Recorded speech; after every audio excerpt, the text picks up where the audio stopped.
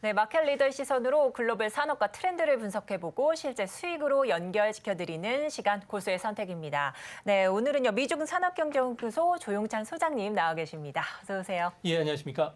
네, 반갑습니다. 자, 그렇다면 소장님과 나눠볼 이야기 주제 오늘 화면으로 만나보도록 하겠습니다. 자, IMF 세계 경제 전망을 하향했습니다. 신흥국 증시 영향은 좀 어떻게 좀 될지 분석을 해보도록 하겠습니다. 자, 이제 지난주 이 IMF는 세계 경제 전망을 하향 수정하면서 이 은행 불안과 금융시장의 혼란이 세계 경제의 가장 큰 하락 위험이다라고 경종을 울렸습니다. 자, 오늘은 이 문제를 좀 중심으로 분석을 해봐야 될 텐데요. 소장님, 이 IMF 한 달 전만 해도 세계 경제 전망을 낙관적으로 봤었습니다. 갑자기 신중론으로 돌아선 이유가 어디에 있을까요? 네, 성장률 수정폭이 작긴 하지만 네. 한 달 사이에 이례적일 정도로 성장률 전망을 하향 조정시킨 것은 네. 아무래도 그림을 보시는 것처럼 그렇죠. 금융 부문의 스트레스가 너무 강해지고 있다는 겁니다. 아하. 이 때문에 올해 성장률 전망은 세계 전체로 봐가지고는 2.8%로 0.1% 하향시켰고요. 네네. 내년에도 3%지만 이것도 좀 하향 조정시켰습니다. 네. 이제 문제는 이런 낙관론 속에서도 이런 분위기지만 만약에 은행 대출과 관련해서 제동이 걸렸을 경우에는 네. 올해 성장률은 2.5%까지 더 떨어질 수 있다는 단서 조항을 달았고요. 선진국은 1% 미만으로 떨어질 수 있다고 보고 있습니다. 네. 이는 리먼 쇼크 이후에 가장 낮은 수준까지 떨어지는 거고요.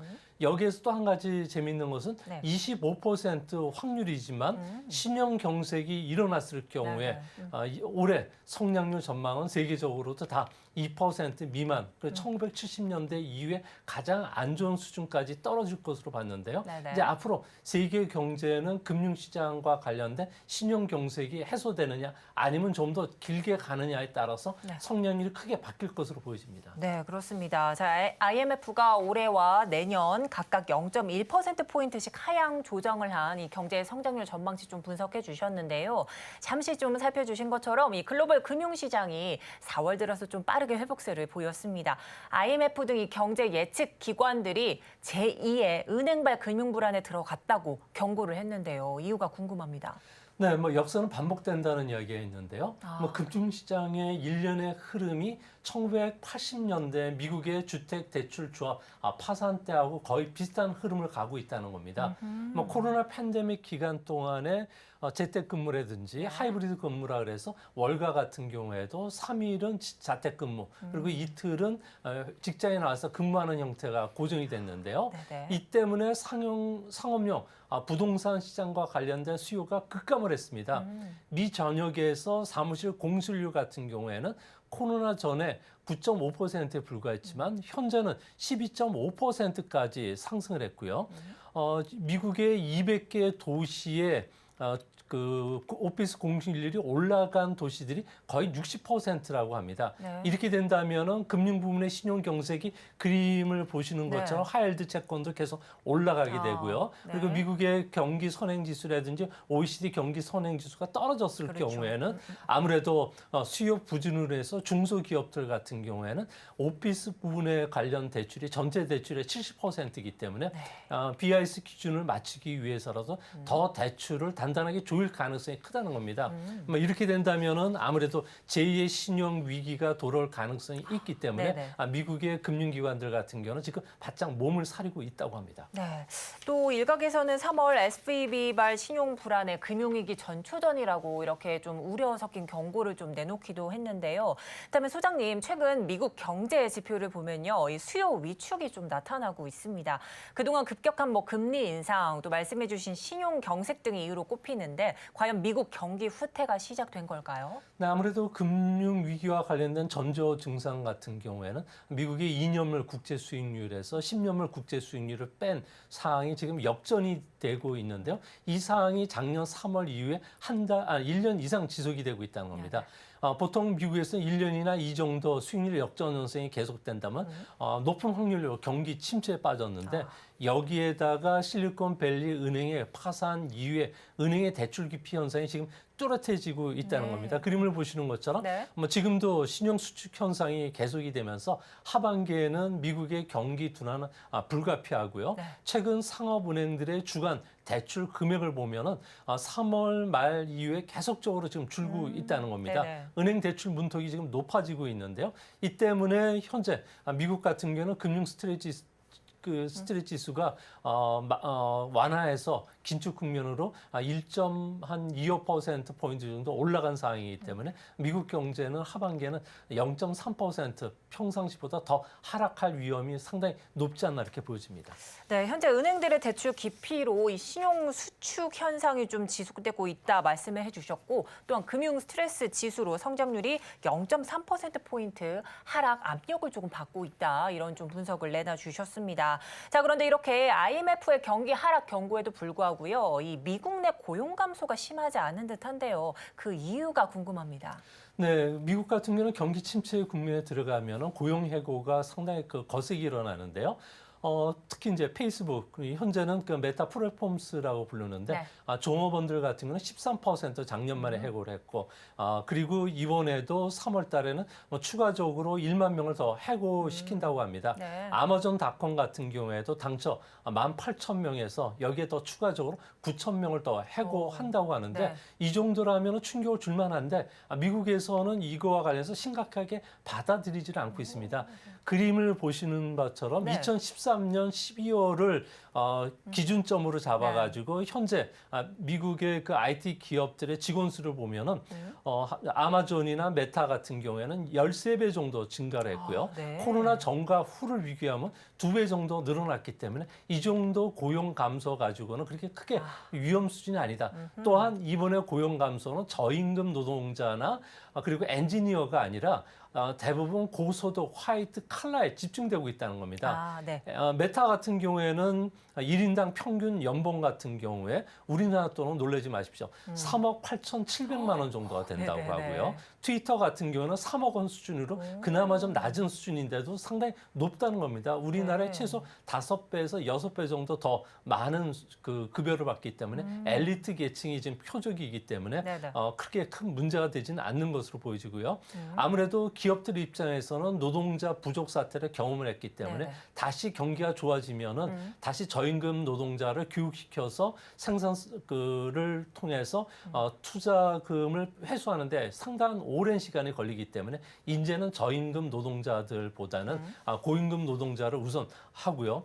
그러다 보니까 저임금 노동자의 임금 상승 속도가 고임금보다 더 빠르게 되는 아주 이례적인 현상들이 일어나고 있다고 합니다. 네. 이 때문에 연준 입장에서도 물가 안정, 고용 극대화라는 두 가지 목표와 관련해서도 이제 물가가 좀 안정이 되고 있다는 측면에서 이제 그 금리 인하와 관련된 그 카드를 꺼내들 시점이 되지 않았나 이렇게 보여집니다. 네, 이 미국 IT 기업 내에서 화이트 칼라인 엘리트 집단 중심으로 좀 고용 해고가 좀 나타나지고 있는 상황인데요.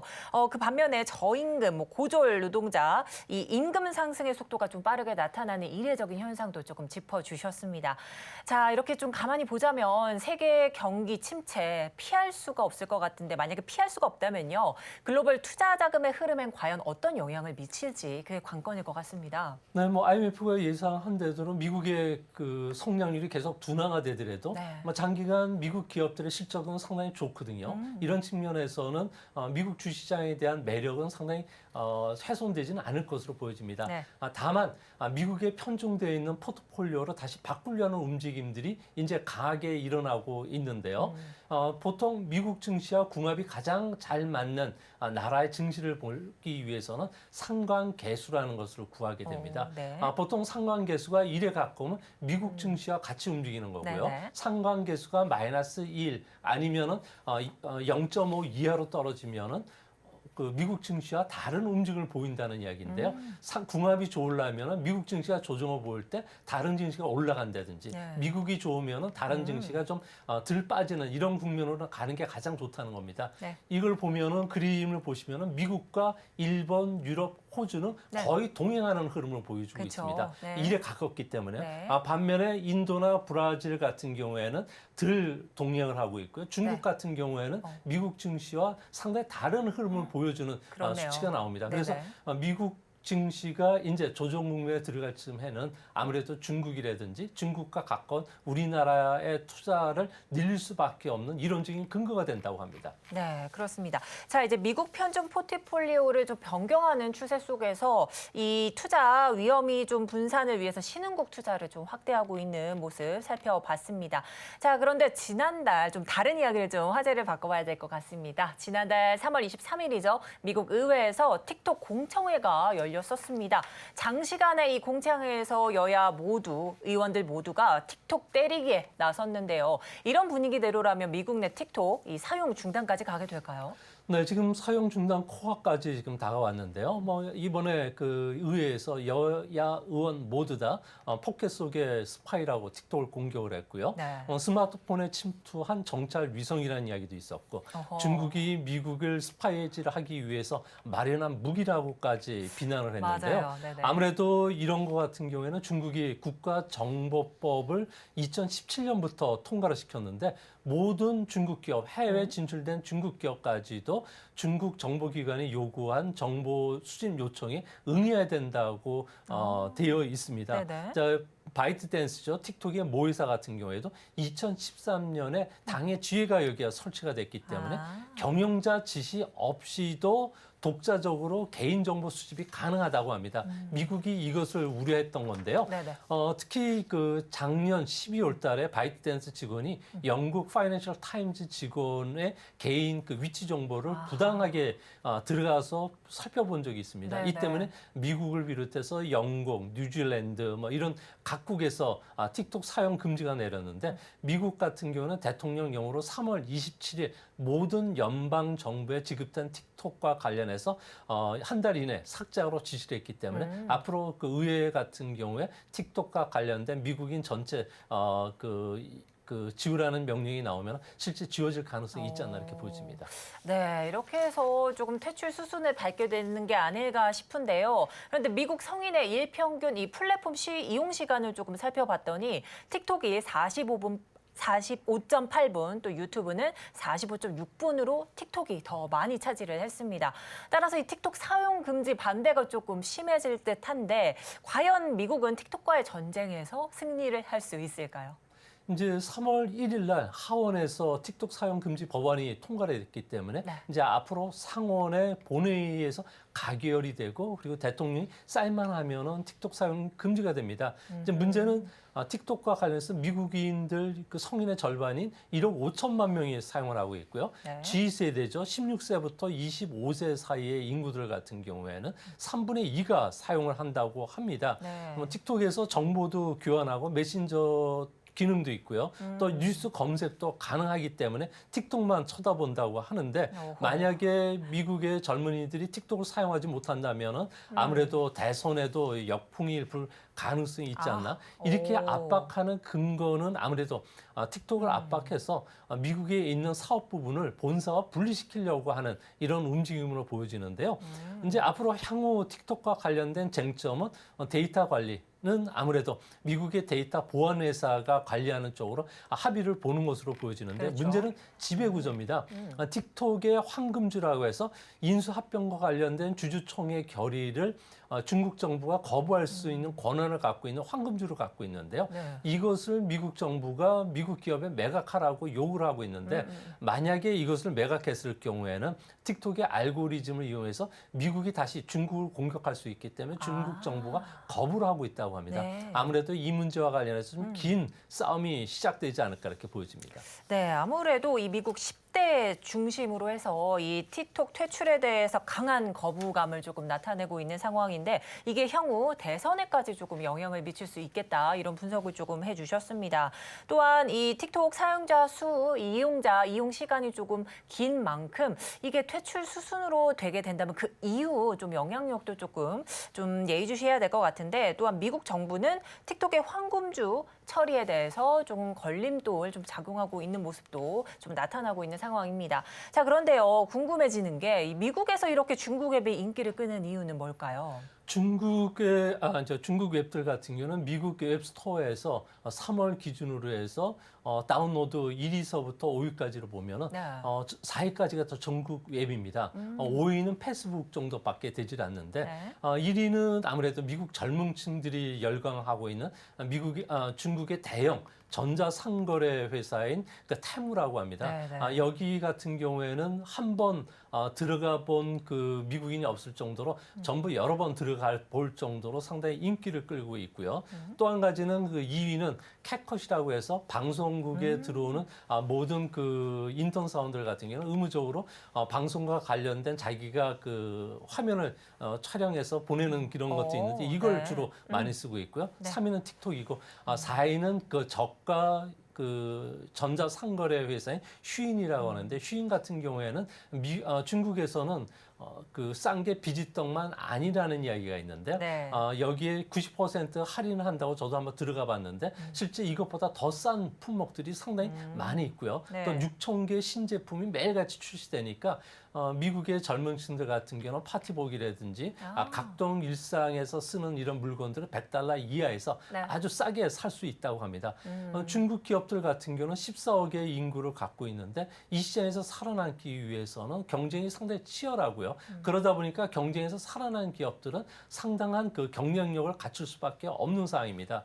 또한 그 테무라든지 바이트댄스 같은 경우에도 유저의 취향을 알기 위해서 직원들의 절반 정도를 전부 엔지니어를 그러니까 이 부분과 관련해서 앱을 디자인하고 소비자 구매를 그 창조시키는 이런 쪽에 투입을 해주고 있고요. 또 이런 앱 기반의 그 개량 작업이 AI의 지원을 받고 있기 때문에 미국인들 같은 경우는 계속 열광하면서 중국 웹을 선호할 수밖에 없다고 합니다. 좋아요, 구독!